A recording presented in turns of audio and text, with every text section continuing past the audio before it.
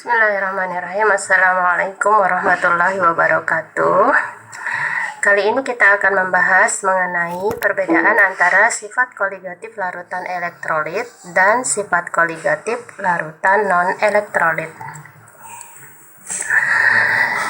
Sebagaimana kita ketahui bahwa sifat koligatif yaitu sifat larutan yang hanya dipengaruhi oleh zat terlarut. Jadi hanya dipengaruhi oleh zat terlarut. Dalam sifat koligatif larutan, kita harus membandingkan antara pelarut dan larutan. Ya. Pelarut itu partikelnya hanya satu jenis, yaitu partikel pelarut saja. Umumnya pelarut adalah air. Kemudian di larutan ini ada dua partikel, yaitu pelarut dan zat terlarut. Dilihat dari jenis zat terlarutnya, nanti larutan itu dibagi menjadi dua, larutan elektrolit dan non-elektrolit. Nah, elektrolitnya dibagi dua lagi, yaitu elektrolit kuat dan elektrolit lemah. Kita lihat perbandingan antara larutan elektrolit kuat, elektrolit lemah, dan non-elektrolit. Dilihat dari derajat ionisasinya, kalau non-elektrolit itu 0 alfanya karena tidak terionisasi. Kalau elektrolit kuat terionisasi sempurna sehingga alfanya 1. Elektrolit lemah terionisasi sebagian sehingga alfanya berkisar antara 0 sampai 1. Ini contoh-contoh untuk non-elektrolit. Jadi secara umum ini bisa dilihat larutan non-elektrolit ini dia selalu berawalan C depannya, karbon. Jadi ini gula C6H12O6, urea, karbon tetraklorida, dan seterusnya. Jadi ini ciri umumnya adalah berawalan karbon rumus kimianya, kecuali asam organik seperti CH3COOH. Karena CH3COOH ini masuk ke dalam asam. Nah, elektrolit kuat ini contohnya adalah asam kuat dan basa kuat. Ya, ini ciri-ciri dari asam kuat di rumus kimianya adalah ada ion SO4, NO3, ClO4, Cl, Br, dan I. Ciri basa kuat itu ada unsur golongan 1A dan ada unsur golongan 2A. 1A misalnya Na, NaOH. Ini golongan 2A Mg, contohnya MgOH 2 kali. Elektrolit lemah. Ya, elektrolit lemah ini contohnya adalah dari kelompok asam lemah dan basa lemah. Asam lemah berarti pada rumus kimianya tidak ada ciri-ciri asam kuat. CH3COOH. Pada CH3COOH kan tidak ada ciri-ciri yang ini. Berarti dia termasuk asam lemah. Basa lemah juga demikian. Tidak ada ciri-ciri basa kuat, berarti dia tergolong basa lemah. Ini ZnOH. NOH ini penanda dia basa. Nah, Zn ini tidak ada di golongan 1A dan 2A, maka dikatakan Zn ini adalah basa lemah. Ya.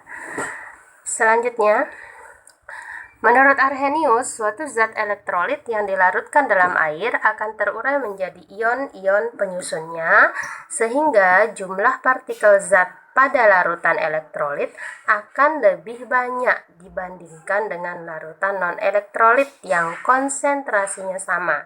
Jadi kita membandingkan dua larutan, elektrolit dan non-elektrolit yang konsentrasinya sama. Maka jumlah partikel pada elektrolit lebih banyak dibandingkan partikel pada non-elektrolit. Nah, sehingga hal ini menyebabkan sifat koligatif pada larutan elektrolit lebih besar daripada larutan non-elektrolit.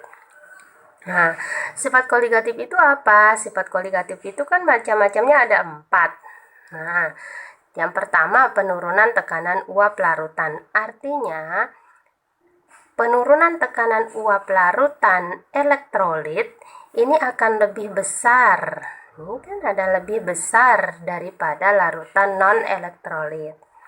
Nah, jadi pada larutan elektrolit penurunan tekanan uap larutannya lebih besar. Pada larutan elektrolit penurunan titik bekunya lebih besar. Itu maksudnya. Nah, kalau titik didih pada larutan elektrolit, kenaikan titik didih larutan elektrolit nanti itu lebih besar daripada kenaikan titik didih larutan non-elektrolit. Jadi intinya untuk yang konsentrasinya sama, sifat koligatif larutan untuk elektrolit itu lebih besar daripada larutan non elektrolit.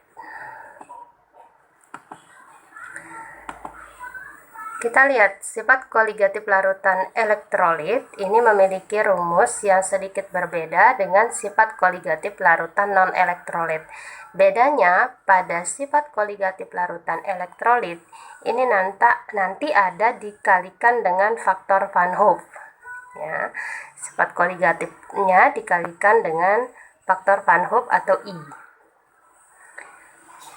Di mana I itu adalah 1 ditambah N-1 kali alfa. N di sini adalah jumlah ion, alfa di sini adalah derajat ionisasi. Kemudian ada ketentuan bahwa untuk elektrolit kuat, alfanya sama dengan 1, sehingga I sama dengan N. Jadi kalau elektrolit kuat langsung saja I-nya itu sama dengan N. Jadi tanpa dihitung melalui rumus ini pasti ketemunya I sama dengan N. Itu jika elektrolit kuat. Karena elektrolit kuat alfanya sama dengan 1. Tapi kalau elektrolit lemah itu derajat ionisasinya berkisar antara 1 sampai 0. 0 sampai 1 ya. 0, begitu nilai alfanya untuk elektrolit lemah. Bagaimana menentukan jumlah ion? Oke, jumlah ion atau N ya. Jumlah ion atau N ini bisa ditentukan dengan reaksi ionisasi. Jadi nanti akan terlihat dari reaksi ionisasi itu ion-ionnya. Misal ini pola ya, polanya. Misalnya untuk A2B3. A2B3 berarti nanti terbentuk ion A3+. Jadi muatannya ambil angka di belakang B. A3+. Sebanyak 2 karena ada angka 2 di bawahnya A. Nah ini, jadi jumlah ion A3+ ada 2, ini maknanya. Kemudian B itu ambil angka di bawahnya A 2, berarti B2-. Jadi angka di bawahnya A ini menjadi muatannya B, B2-. Kemudian lihat angka di bawahnya B3 berarti 3B2-. Jadi jumlah ion B2- sebanyak 3. Sehingga untuk pola ini total ionnya ada 5. Ya, 3 tambah 2. Kita terapkan untuk AlOH 3 kali. Ya, pola ionisasinya adalah Al, ini OH-nya dikurung 3 kali. Berarti Al muatannya 3+. Ya, berapa banyak Al-nya? 1, karena di bawah Al ada angka 1. Ya, jadi ion Al 3+ ada 1. Kemudian lihat angka di bawah OH, ini 3, berarti jumlah OH-nya ada 3. OH muatannya 1-. Kenapa 1-? Karena di bawah Al ada angka 1. Ingat, untuk muatan dia akan bertukeran ya. Al 3+, OH 1-. Ada angka 1 di belakang Al. Nah, jumlah ionnya berapa? Jumlah ion ini dihitung dari angka depannya. Ini 1, ini 3, berarti totalnya 1 tambah 3, 4. Jumlah ionnya ada 4. Itu kalau dicari menggunakan reaksi ionisasi. Jadi kita harus buat ion-ionnya. Bisa juga dengan cara langsung menentukan jumlah ion dengan cara langsung. Gimana caranya? Nah, dengan melihat angka indeks kecil di bawah atau di belakang unsur.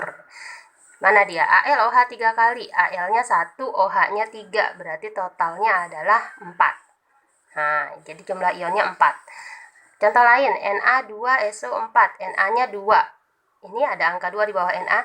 SO4-nya 1. Berarti totalnya 1 tambah 2 menjadi 3. Itu cara untuk menentukan jumlah ion.